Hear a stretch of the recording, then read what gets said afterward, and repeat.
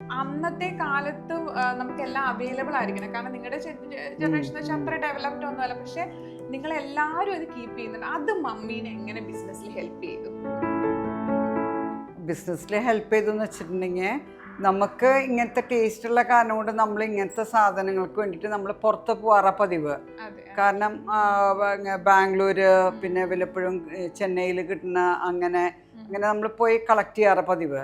അപ്പം ഇപ്പം നമുക്ക് ആ ബിസിനസ്സിലേക്ക് നമ്മൾ അതിലേക്ക് വന്നപ്പോൾ ആ സാധനങ്ങൾ കളക്ട് ചെയ്യാനുള്ള ഇൻട്രസ്റ്റ് വന്നു. അത് എവിടെ കിട്ടും അവിടെ പോകാൻ തുടങ്ങി. അതാണ് നമ്മൾക്ക് ഇഷ്ടമുള്ളത് നമ്മൾ ഏറ്റവും ഈസിലി ആക്സസിബിൾ ആയിട്ടുള്ള ഒരു സിറ്റിയിൽ പോവാ, ബാംഗ്ലൂർ പോവാ, ചെന്നൈ പോവാ, അങ്ങനെ നമ്മളത് നമുക്ക് പണ്ട് ബനാറസ് സാരികൾ കിട്ടാന്ന് വെച്ചിട്ടുണ്ടെങ്കിൽ അത് ഭയങ്കര ഇവിടെ നിന്നാണ് ഭയങ്കര അത്. ഇപ്പൊ ബനാറസിക്ക് നമ്മൾ പോയപ്പോ നമ്മളത് ശരിക്കും മനസ്സിലായി എന്താണെന്നുള്ളത്. ശരിക്കും നമുക്ക് അതിന്റെ ഒറിജിനോട്ട് എത്താൻ പറ്റുന്നുണ്ട്.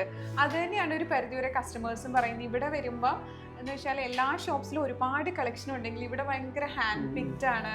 നമുക്ക് ഒരുപാട് എന്താ വെച്ചാൽ വെറൈറ്റീസ് ഉണ്ട്. പക്ഷെ നമ്പർ ഓഫ് പീസസ് നമ്മളൊന്ന് ലിമിറ്റ് ചെയ്തിരിക്കുകയാണ്. അതാണ് നമ്മുടെ ഒരു മെയിൻ ആയിട്ടുള്ള ഒരു ഡിഫറൻസ് മറ്റ് ഷോപ്പുകളെ അപേക്ഷിച്ചു. കാരണം മമ്മി ആണെങ്കിലും ഇങ്ങനെ ചൂസ് ചെയ്യാനും ഡെവലപ്പ് ചെയ്യാനൊക്കെ ഇരിക്കുമ്പോഴത്തേനും നമ്മുടെ ഒരു ടേസ്റ്റ് അതിൻ്റെ അകത്തോട്ട് നമ്മൾ ഇൻകോർപ്പറേറ്റ് ചെയ്യാനായിട്ട് എപ്പോഴും ശ്രമിക്കുന്നുണ്ട്.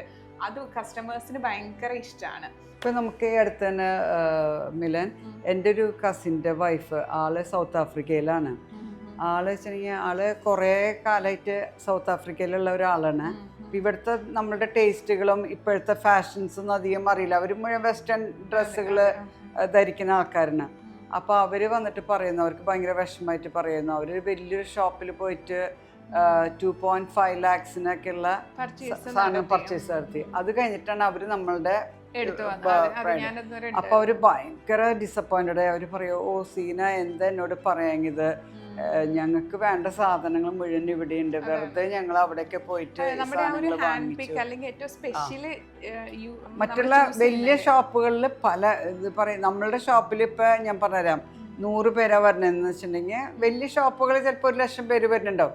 അപ്പോൾ 1,00,000 പേർക്കുള്ള ഐറ്റംസ് ആണ് അവർ, പല ഡിഫറെൻറ്റ് വെറൈറ്റീസ് ആണ് അവർ കാഴ്ചവെക്കുന്നത് മറ്റേ കസ്റ്റമേഴ്സിന്. ആ സമയത്ത് നമ്മളുടെ അവിടെ വരേണ്ടതെന്ന് വെച്ചിട്ടുണ്ടെങ്കിൽ എങ്ങനത്തെ ആൾക്കാരെ വരണമെന്ന് വെച്ചിട്ടുണ്ടെങ്കിൽ അവരുടെ ഇഷ്ടത്തിനനുസരിച്ചുള്ള ഐറ്റംസ് അധികം നമ്മൾ വെക്കുന്നത്. അപ്പൊ അവർക്ക് ഈ പുതിയ പേര് വരുമ്പോ അവർക്ക് ചിലപ്പോ ഒരു 10 പറഞ്ഞ